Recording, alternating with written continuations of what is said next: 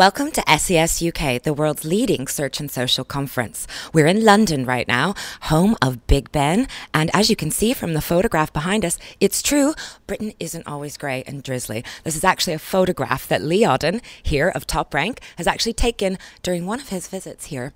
How are you finding the weather this time?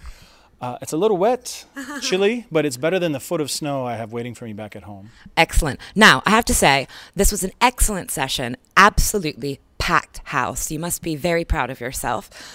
Well, I'm proud of Incisive for attracting all these folks to the opportunity, actually. So we're talking about content marketing optimization. Now, I think you gave some really good strategic takeaways, but for our audience who wasn't here, can you just give me a very brief rundown and then we'll go into some of the more important points? Sure. Well, you know, one of the big mistakes that a lot of content-focused marketing organizations will do is assume that their great content will attract traffic all by itself. So I started to talk about the idea of constructing personas. Segment your customers into groups and develop a content plan or an editorial plan along with keywords and optimization tasks right along with that. For promotion of that content, social channels are a great fit, and of course giving feedback and measurement to, you know, show what's working, what's not. It's interesting. One of the things I actually tweeted for you guys was that when you work with a very large web development agency, they always have the role of UX and information architect. And actually, that's their first step after their customer familiarization or customer workshop. They actually build profiles and personas. So if you're working on a very large project, you know, everything that you're recommending isn't extra work. It is vital and integral to both your web development strategy as well as your content strategy and your SEO and social strategy. Yep. So I found that really useful. And it is universal. And, you know, a lot of the work that we've done with persona development has come out of our roots in B2B marketing. B2B marketing for a long time has been very focused on content, obviously, because you have longer sales cycles and that sort of thing. And also direct marketing with lists and that sort of thing. You're doing some customer segmentation. So it's familiar ground to maybe legacy-minded marketers. And as you say, it's a familiar component with many other types of content and web development interactive that companies might be involved in. Well, another point that you touched on, obviously, is the triumvirate, the holy triumvirate of content, search, and social. And I think it's a really nice, simplistic breakdown for people in our audience to understand how to internally tackle what is what we would call visibility in general. Sure. Any top tips for organizations, be they small or large, on how to begin to assign those tasks to relevant roles? So let's say you're one person in charge of it, or let's say you're a corporate team and you're trying to marry marketing and PR and your sales objectives, etc. Any advice for? Well, it's a process. When it's interdepartmental, it's got to be a process that's part of what everyone has respect for. So you've got to grow, you paint the picture of what this can do for them, advance maybe not only their own career, but the overall business goals. So they have some empathy for, okay, I've got to be involved with this. But the process in place that allows, let's say, the communal sharing of documents like keyword glossaries, best practices, social media guidelines, that sort of thing I think are pretty important. In terms of actual roles, in your marketing plan, you can further segment your tasks according to areas of responsibility in the company.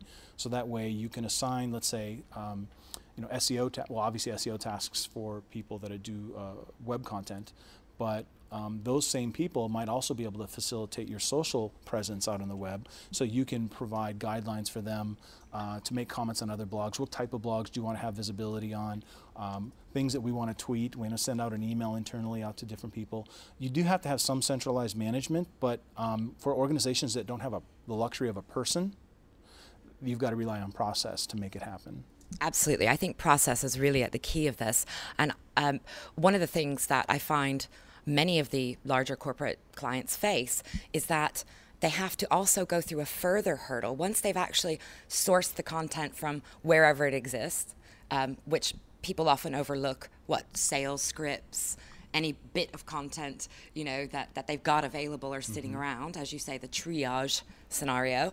But once they've done that, then they have to get through compliance. So any tips on how you handle that? Compliance in terms of legal HR? Absolutely.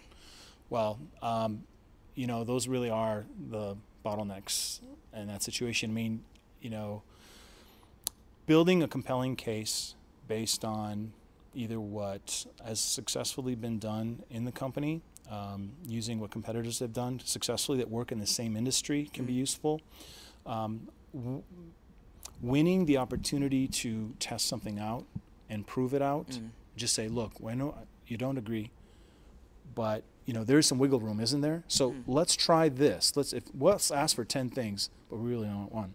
And then they let us do that one thing, and then we build up with what we're allowed to do and create some new processes and new guidelines from compliance and how we can go about doing this on a go forward. Because communicating the cost of not doing it can be very, very powerful. Yes, absolutely. And Jonathan Allen from Search Engine Watch actually talks about this when he talks about web redevelopment and widgets and things as well.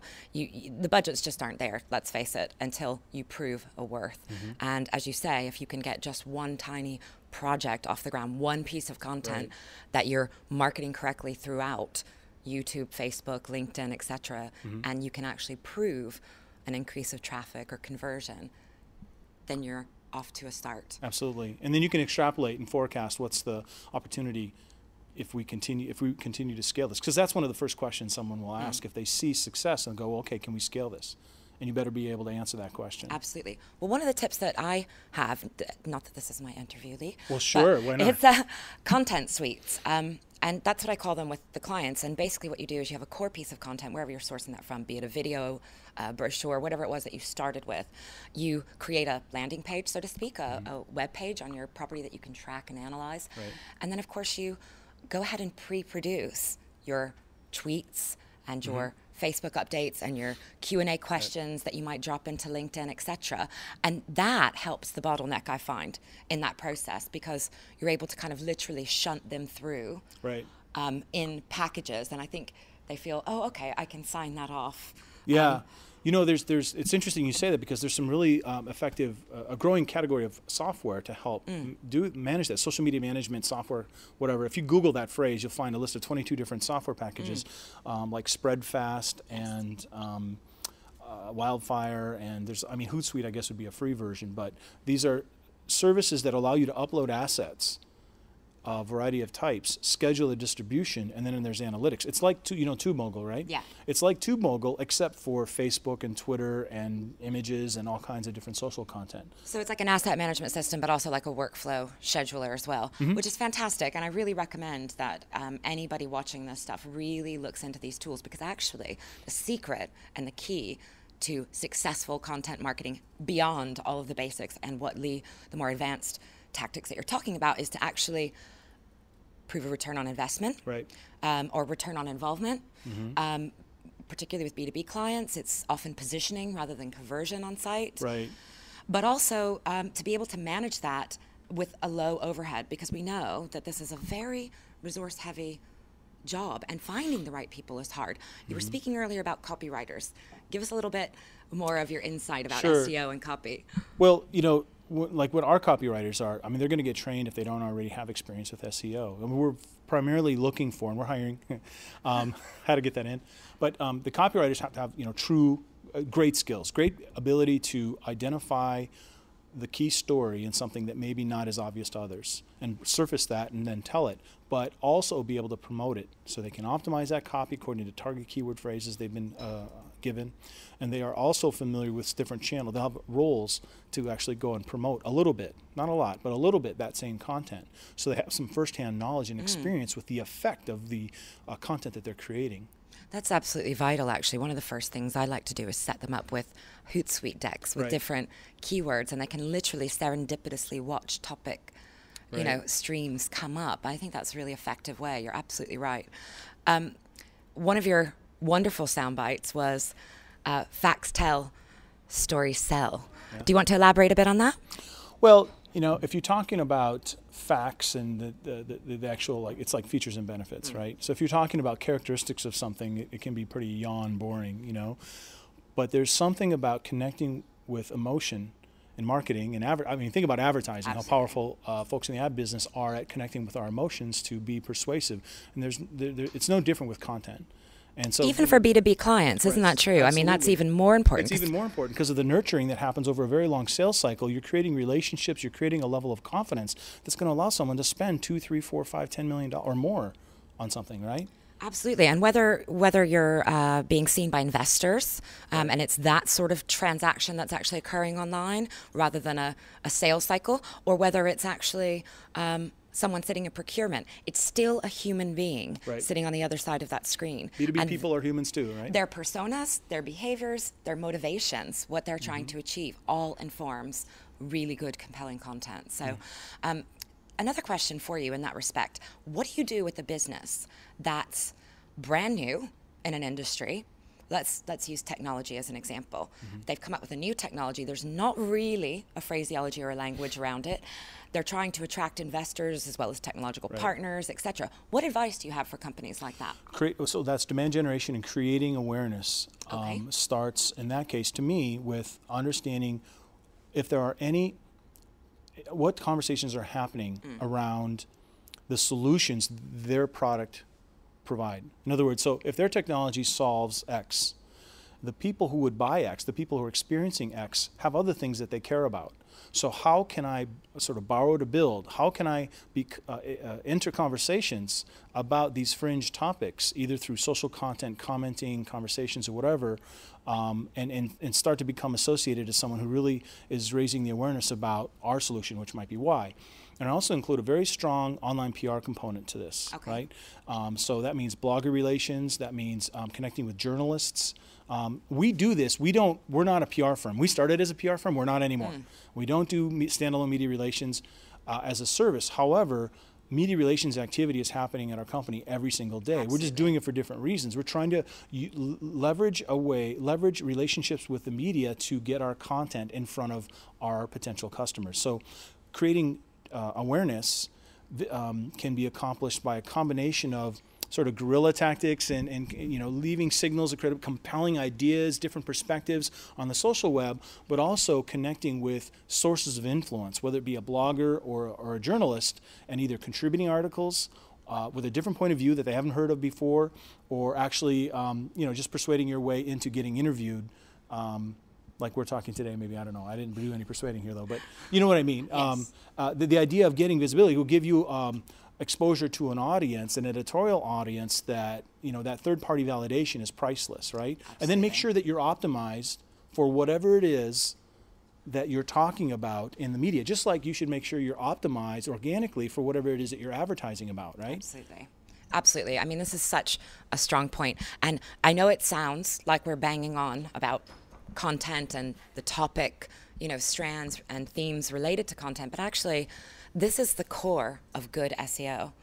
It's not about, the old school spamming, etc. Although Google results are not so great at the moment, but it is literally about visibility to your target audience, being visible, and as you say, creating demand by showing the problem, solving the problem, and being within that language is absolutely core. And I think you've done a fantastic job today letting everyone know. And you want to find out more from Lee on the @TopRank blog. Now, final wrap-up question. The cover of New Media Age here in the UK this week talks about kids' digital habits. Now, having two daughters myself, and I'm sure that you know the same, literally they're digital natives. How are we going to start content marketing for children? For children? How do we build their customer personas? That's most of what work we're doing is B2B. I don't even want to go there. You know what I mean? You've got to have data sources that'll help you construct those types of personas. There's social networks for kids like Club Penguin and Webkins and that kind of thing. And kids are growing up on that. And like Charlene Lee says, social networking is like air. Social media to kids is like air. It's just common to them. They know what it is. And they're doing things with it and connecting. I guess it's like with any customer, understanding what their needs are. Perfect. I'm just not as savvy about how to go about that with that particular target audience. But ultimately, it comes down to any kind of marketing is connecting, like my definition of content marketing, just aligning customer objectives with the brand objectives through content. And the whole aspect of the other worlds created through social gaming, you know, YouTube, like you say, Club Penguin, Yoville, Farmville, etc. That's a whole other sphere for us to content market in, actually. Yes, it is. The virtual goods market is obviously at, what, 8 billion or and something? You have strong expertise in that area. Absolutely. But, you know, moving from that virtual goods market, the actual ad space and content marketing opportunities within that, I think is something that we'll all be looking at in the future. Definitely. So, okay. Great to see you. And by the way, TopRank is hiring, so you want to get on the bandwagon soon. Come on. Yeah, visit us at toprankblog.com. Or just Google online marketing and you'll find us. Or just Lee Odden. You'll find him. Bye-bye.